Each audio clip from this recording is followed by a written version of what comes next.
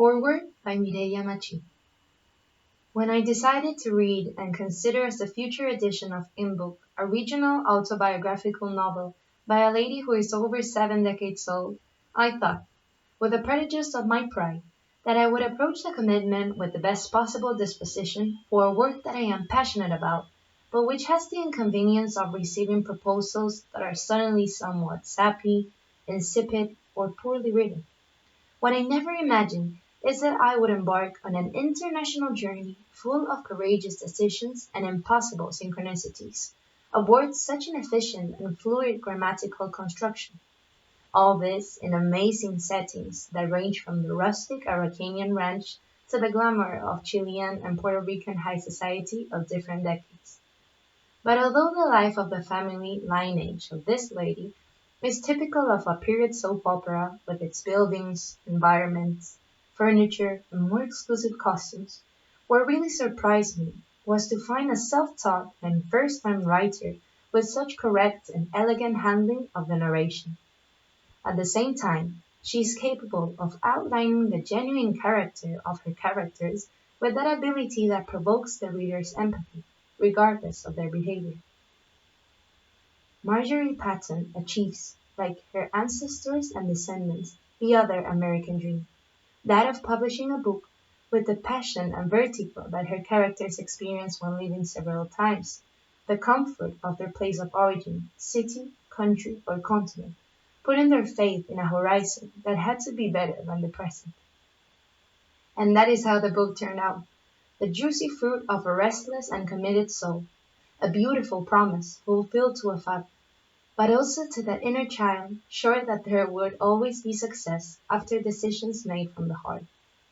This work is a courageous example of a woman who, despite her age, handwriting, and lack of literary training, took control of her fear, assumed her hidden talent, and expanded it on paper to leave a worthy legacy not only to her family, but to the other adults of today and tomorrow who have a story to tell.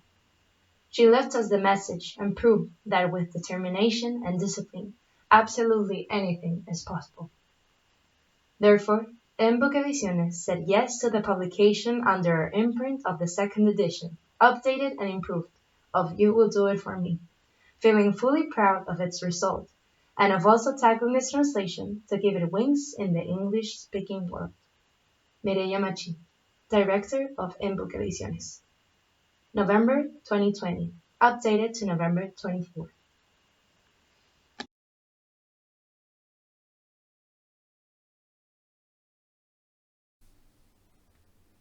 Chapter 0: Hurricane and Earthquake. It was a dream come true. We had been living in Los Lirios for 2 months.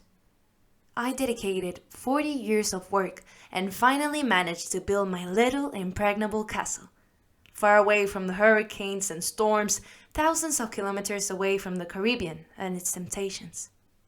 I wanted a change, and I felt that here I could finally get it. At that moment, I had the company of my mother and my sister, Deborah, in this simulacrum of family recomposition, since my neighbors were Baltasar and Bernardo, my other brothers. Would this time be the definitive reunion? Would destiny give us one last chance to be happy together? Even my relationship with Jim seemed to be entering a more peaceful phase, and the waters between us were flowing more harmoniously. The last few years in Puerto Rico, the hurricane seasons had become more intense and merciless. David was the first one I met. The days before, we followed its trajectory on television, how it was growing and increasing its speed. Finally, it left everything devastated. And year after year, the phenomenon was repeated and increased. Hugo, my last hurricane, had left me with an inner uneasiness that I needed to get rid of. I will never forget that day.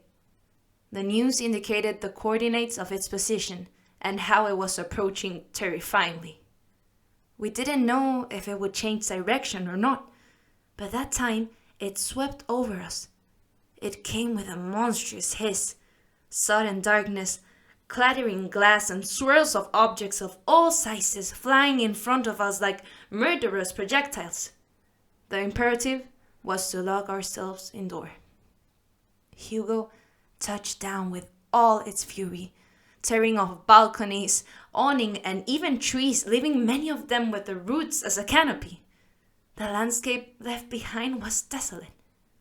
Stocked cars, boats piled up on dry land, huge containers turned upside down like matchboxes.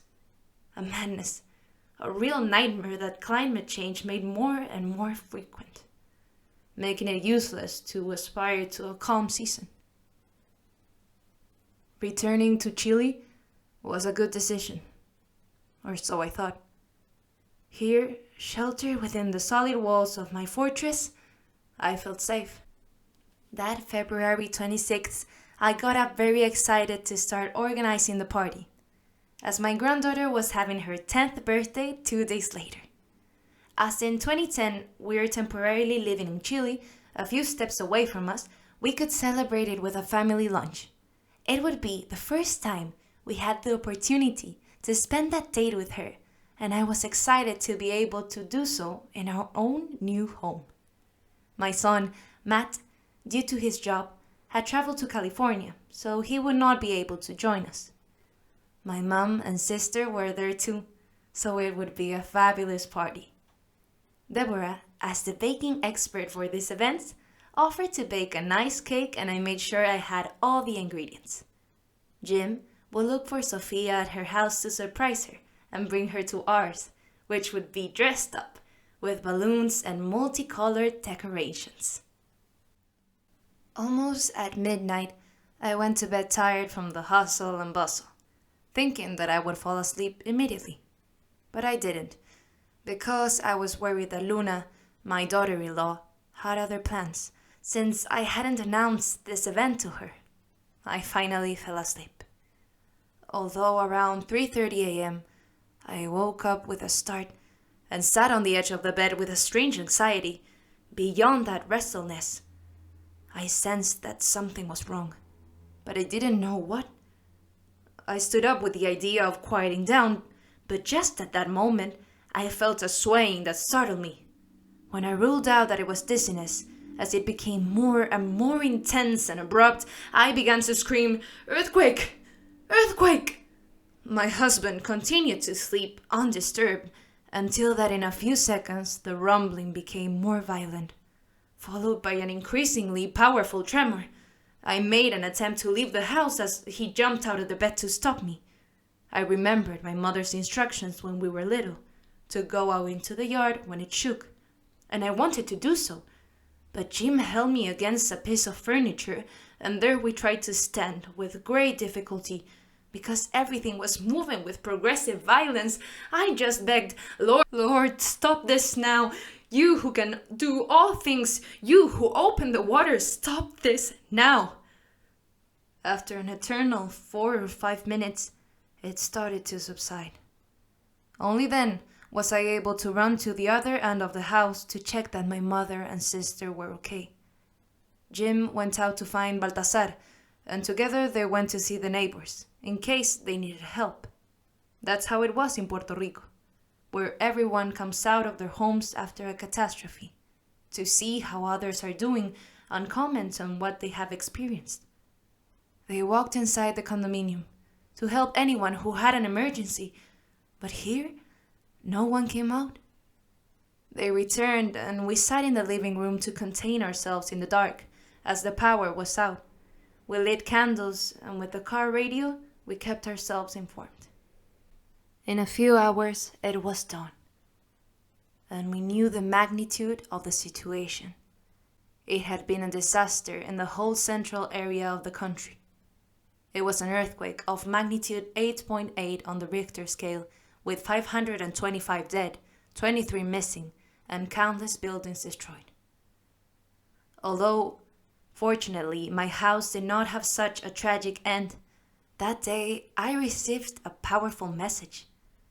Only 2 months had passed since the premiere of this beautiful construction, with which I dreamed of dressing the scaffold of my family tree with stability, distancing myself from the chaos that the Caribbean air seems to imprint on my surroundings.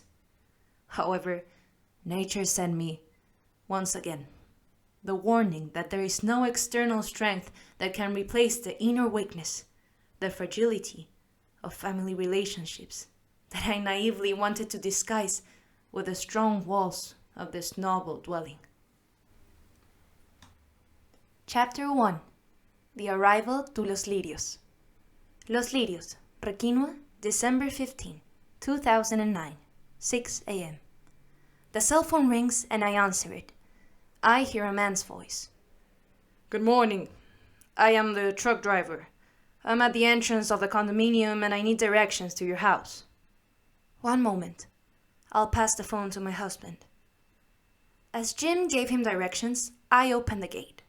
Instantly, the truck arrived. Lined up, tailgating, and started backing up.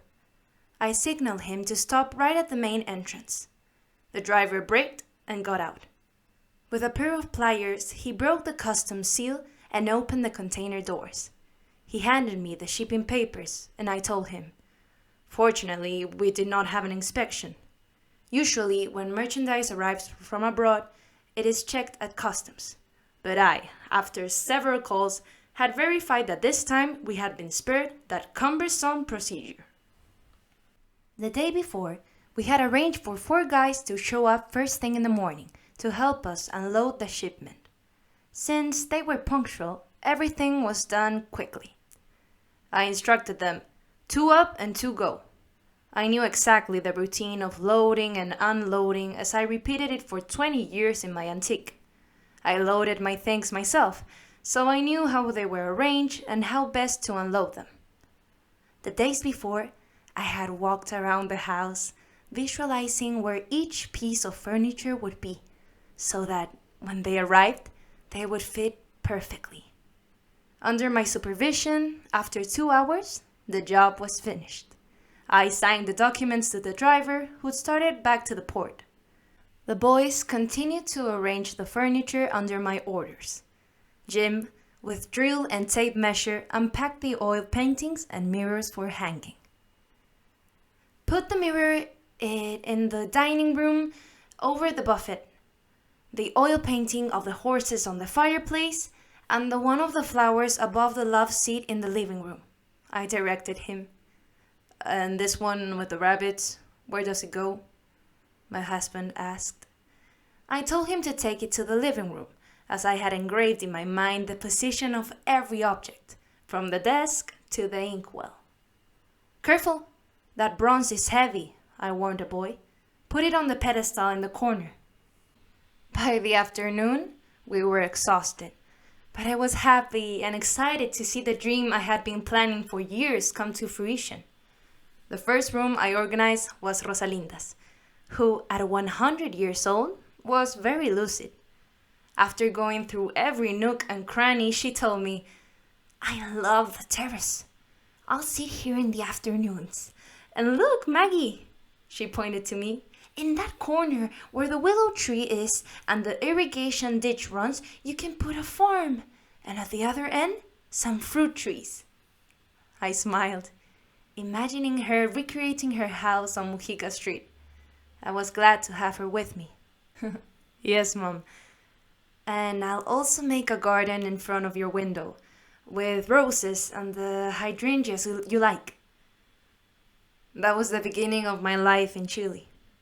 Everything went as I had planned. In the mornings, I would get up around 6 a.m., according to the tropical custom. I would go straight to see my mother, who was sleeping peacefully with her caregiver. At 8 a.m., the routine began. I would amuse myself cooking while Jim went over all the details of the house. He indulged me in whatever I wanted to make our home beautiful. He set up his workshop with countless tools to work on his favorite hobby, woodworking. One of the fruits of this hobby were the different birdhouses that adorned the terraces and the garden. Some of them he installed in the liquidambar trees, with birdseed inside, waiting for the birds to nest. We also took advantage of the summer to plant a coniferous hedge. When winter came, I faced a novel challenge. We didn't have central heating yet, but there was a fireplace. I wanted to use it for the first time, since I had never had one and I found it an element that would give a cozy atmosphere to the large space of the living room. But of course, in my youth we heated ourselves with a brazier, and in Puerto Rico there were no fireplaces. Therefore, here I spent boxes and boxes of matches to light it, almost always failing. Until the nanny, one afternoon, seeing me so desperate, shared her secret with me. Today, I am already an expert. A few months later, we were giving a golden retriever, with such good luck that my neighbor had another dog of the same breed. It was love at first sight. The two visited each other, crossing under the fence, until soon after we realized that Sarah, that was her name, was pregnant. Jim was so excited that he built her a playpen as if it were a children's playyard, with a space for the mother and another for the puppies, without thinking that they should be together. We placed it under the terrace, under our bedroom window, to keep an eye on the birth. After 8 weeks, Sarah was already looking very fat and heavy. Jim often took her to the corral to get her used to sleeping there on a blanket. One early morning, we heard a moaning sound, and my husband invited me to watch the birth. I had never seen such a sight, and was impressed. The dog was expelling one puppy after another, arranging them in her lap. When she had cleaned one out, another would come out, giving her no respite. By noon, we had 12 fluffy, cotton-white creatures in the pen. For the first few days, we were like first-time grandparents keeping an eye on the babies.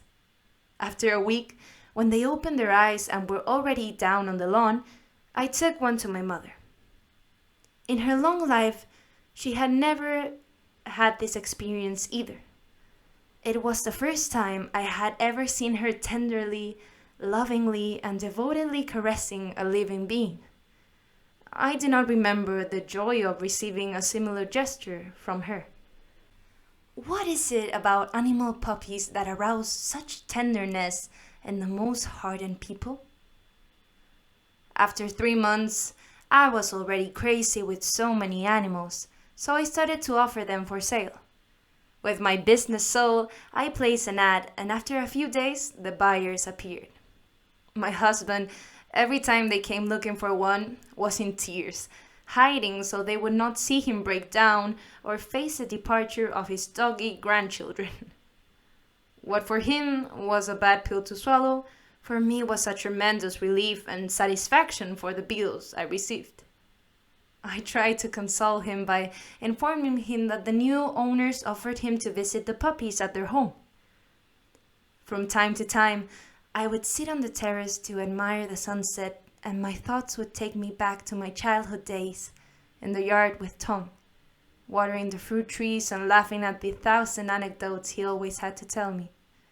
At that moment, I was overcome with nostalgia. I had it all, but I didn't have my father with me to enjoy it. I would have loved for Tom to have shared this beautiful place with my mother and us. However, his departure from this world was very different from anyone's expectations of going through that ordeal. He did not have the comfort of dying in the warmth of home with his entire family. He died alone, in a cold hospital. Chapter 2. The Spider Web. Rangawa, October 1956. I don't know exactly when this closeness with my father was born, but I do remember that morning when spring was just beginning. I must have been about 10 years old. He had been preparing the ground at the back of the inner courtyard for several days for his planting of vegetables and medicinal herbs. Every year he did it and harvested them, especially for him, because in his times of abstinence he would prepare liters of infusion to recover his health and cleanse his liver. I walked through the orange trees to the back. I want to see how his work is going and surprise him. I stopped to contemplate his figure. He is still young. His back is to me, a little bent over digging with the shovel. His shirt sleeves are rolled up. I look at his beefy arms, slightly tanned by the sun. He always boasted about his athletic figure because in his student days at San Luis Antofagasta, he won all the athletics and swimming competitions. The fact is that Tom looks like a movie star from the 40s. He doesn't notice me watching him as he puts each little seed in its space, covering them with care. As I climb on a swing hanging from a large hook on the fig tree, I try to rock, but it's difficult. Tom sees me, smiles and comes over. He gives me a little push and starts humming. An elephant was swinging on the web of a spider. How does the spider web resist an elephant? I ask. Oh, my dear Maggie, you can't imagine how much this spiderweb's web can resist. Now, from the perspective of distance and age, I feel that the spider webs of a song began to be woven when my grandmother arrived from California to meet my grandfather. Together they began to weave it, spread it out, and swayed on it for years, mending it every time it broke, so as not to fall into the abyss.